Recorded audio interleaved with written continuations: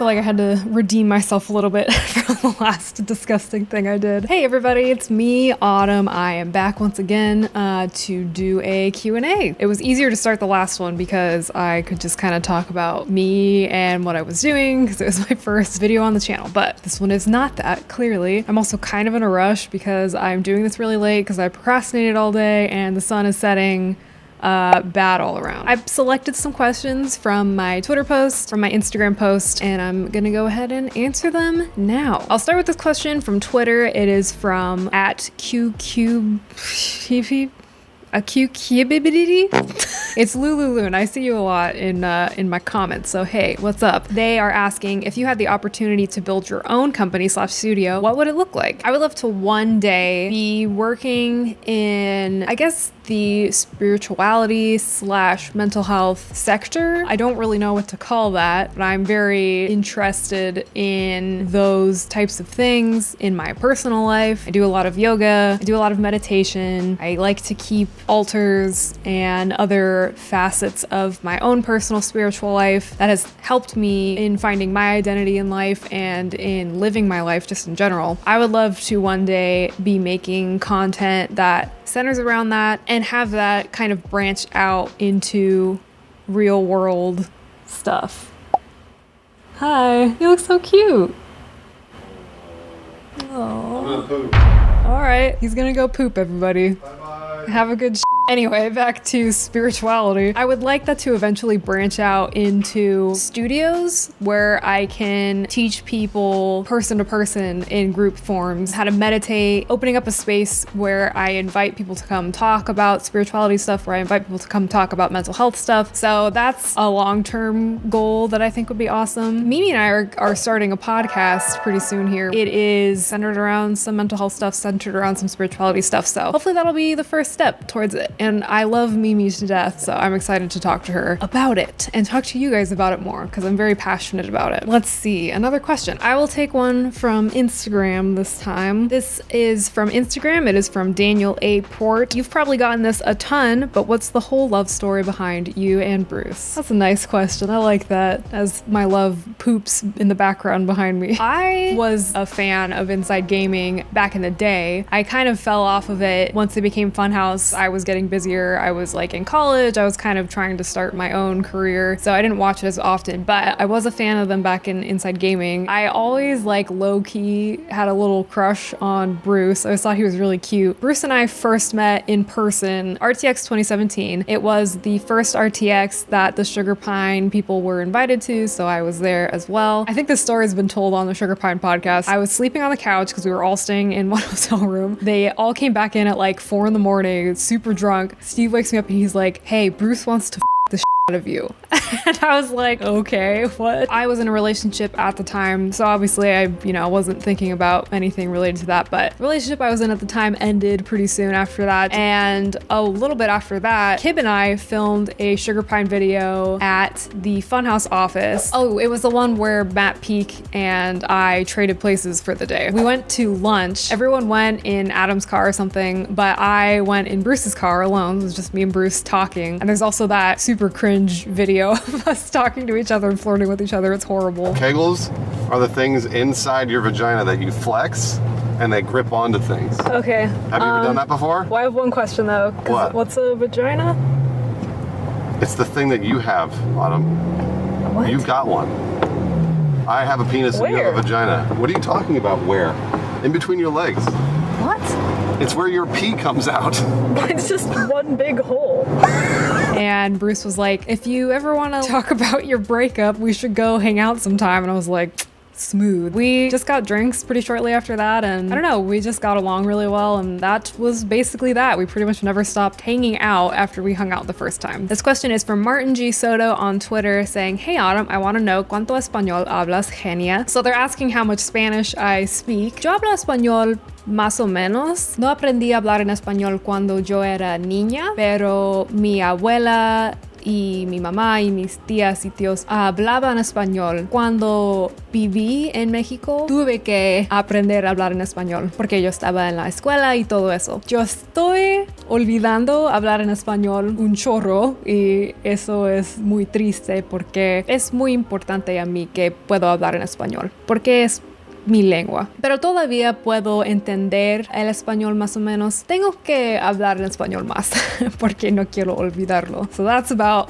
the extent of the Spanish I'm going to speak. But I was basically just saying that I can speak Spanish okay. I didn't grow up speaking it. I was always around like my abuela and my abuelo and my mom speak Spanish and like my aunts and uncles all speak Spanish and they would all speak Spanish around us, but it was kind of to say things around us that they didn't want us to hear. But when I moved to Mexico, I had to learn to speak it because I was in school. And it took like a year and a half for me to really get it, but I spoke it really well when I lived there. Obviously that was, man, I was 14, 13. It was a long time ago. And I definitely have forgotten like a fair amount of it, but I can still understand it pretty well. And I need to practice it more often. Okay, so I'm getting a lot of questions from you guys about like how I got started in my career. So this is a question from Dylan Groliu. How did you start at your job? I'd love to get into that field, but I don't even know where to begin. So I'm assuming they mean the field of digital content. If you didn't mean that, I apologize, but I'll give my advice for that specifically. When I started working, I wanted to be an editor. Like that was my career path. I learned on Avid, so I was planning on doing like traditional media. I wanted to, you know, edit TV shows and do things like that. But my first job was at a local ad agency in Phoenix as an intern. I started as an intern there. When I started applying for jobs that were not in Phoenix because I knew I wasn't really going to be able to have a career in editing in Phoenix, one of the jobs that I applied for, it just said Discovery. So for the Discovery Channel, I didn't know what it was for, but they just needed a video editor. I got an email back and it was for SourceFed. I had grown up watching YouTube content, so I was familiar with them and I was like, oh,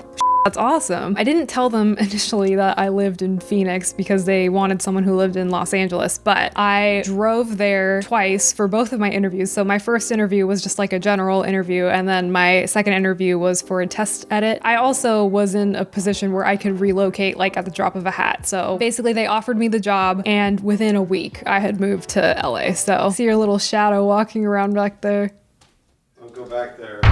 Oh no. But yeah, so I got into digital content kind of by accident. There's a lot more opportunities in entertainment that are digital right now than traditional, in terms of my experience anyway. Editing is one of the best ways to get your foot in the door because everything always needs to be edited. People always need editors. In terms of schooling and stuff, so I tried to go to college twice. I went for 1 year for creative writing. I dropped out, I hated it. And then I went for another year for video journalism. Hated that as well, dropped out of that. And then I finally went to basically what is like a trade school for film. They don't make you write a bunch of papers and watch a bunch of movies. They make you learn how all the cameras work, how to set up lights, how to set up a sound stage, how to fill out insurance forms, how to edit, all the things that you really need to know. So I'm really glad I did that. But I only went for about a year and a half. I didn't complete my associate's degree there because I got a job, because I knew how to use stuff and how to edit and how to shoot. It's really important to know the practical applications. Like if you have a film degree, but you can't do anything, they're not going to care. So I would say really in this industry, it matters way more what you can do and what you've shown you can do. I got my job at SourceFed because the school that I went to does this really cool capstone project. They have all the film students audition for different roles in making an actual short film. Like they fund it. I auditioned to edit for it and I got it. So I got to edit this really cool short film. I got to do all the visual effects for it. I got to do everything. And it was a very professional thing I had on my resume. And I had also been working at that ad agency for about 2 years at this point, so I had a lot of stuff from them as well. I think that's the biggest thing, is make sure you have like a reel and a resume, and especially for digital content, if you have a YouTube channel, anything that you're making content on, people want to see that stuff. Do that. Like just make things and just apply. Once your foot is in the door, your foot is in the door. Unless you're an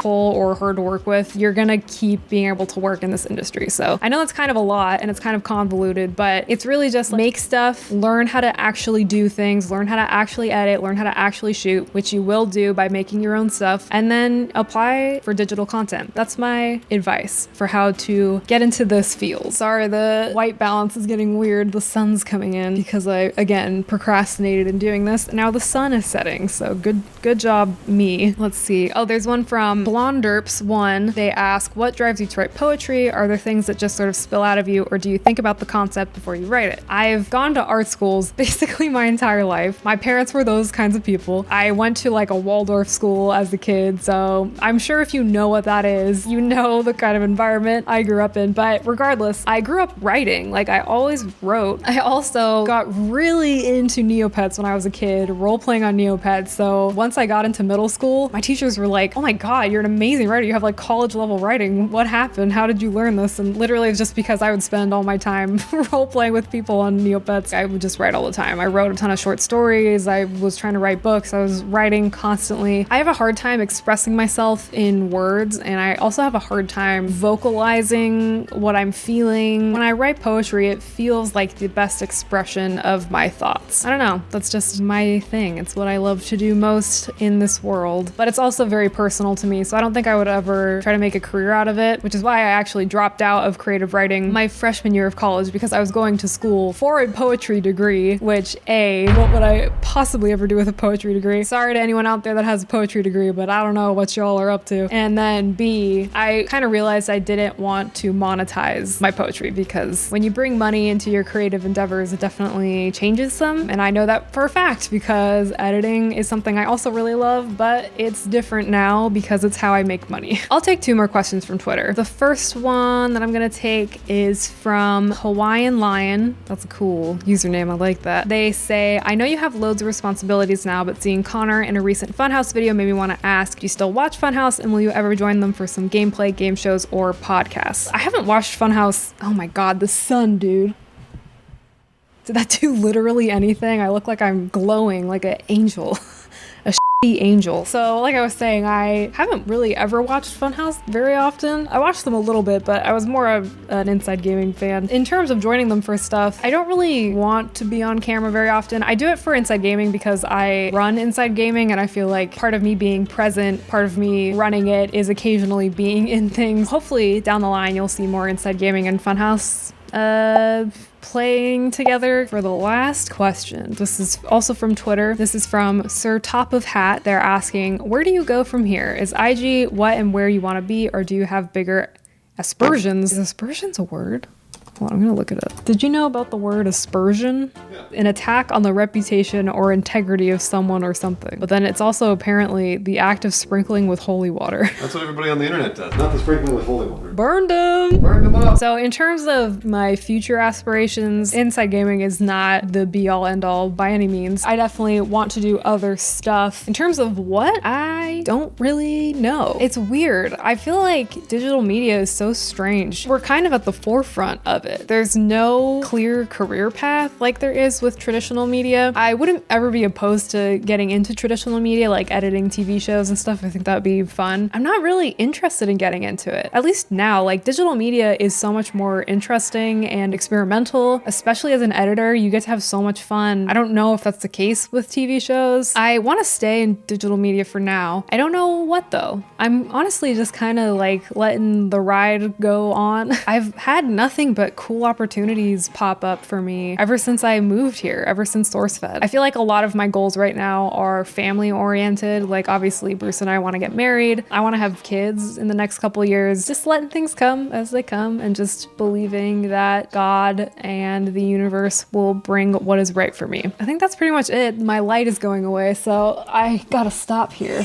Oh, never mind. The light is still completely there. Thank you guys again so much for tuning into my channel. I want to make this a nice space for everybody. I've worked in a lot of YouTube channels that are comedy based. I don't know what it is, especially with the gaming community, but there's a lot of toxicity in those spaces. This is not a space for that. This is also my personal space, and in my real life space, I don't let assholes or people who are negative or people who in whatever way disturb the integrity of the energy of my space. I don't let them in. I am gonna do the same with my digital space. 99.9% of you have been super nice, have been super positive, super loving. Let's keep that going. I would just love to create a community or whatever where people feel safe, a community where people feel like they can come and get a little bit of positivity and love, because there's a huge need for that in the world right now. I promise behind the scenes I'm always working to make sure that my comment sections, the interactions that you guys have there as a community, are safe and friendly. So yeah, guess I'll see you guys next Monday. I don't know what video it'll be, as I never do, but I'm sure it'll be fine. I have utmost confidence in myself that it will be passable. Love you all very much. Stay safe, stay happy, and I'll see you guys next Monday. Let me take another victory sip from my cup. Delicious. Perfect. That's pretty good. That's pretty good. All right, 10 out of 10. Perfect. Yeah, seriously, this is a case of one mega corporation trying to force the other mega corporation to stop taking a cut of their sales and using their fans to rally behind it on social media, and it's pretty nuts and very dystopian, strange. We live in a boring cyberpunk world, etc.